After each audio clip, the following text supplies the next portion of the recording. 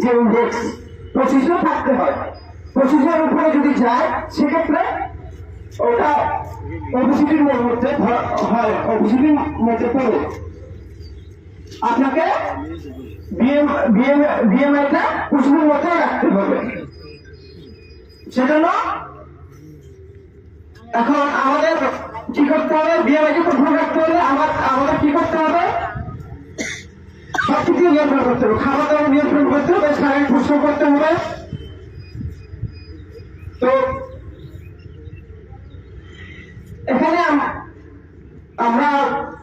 শুনি যে ধরে এদের আমাদের দেশের জাপানিদের মধ্যে আমরা যদি কম্পেয়ার করি,